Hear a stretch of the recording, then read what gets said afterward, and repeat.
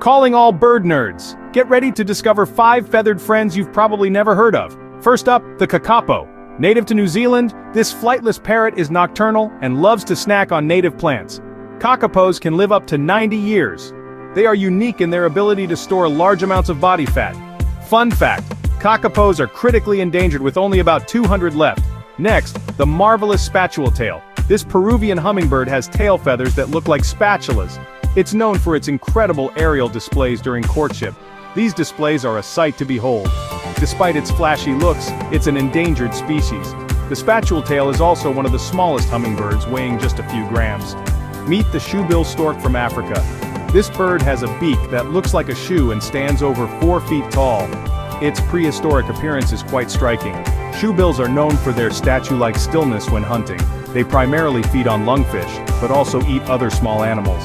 So, there you have it. 5 rare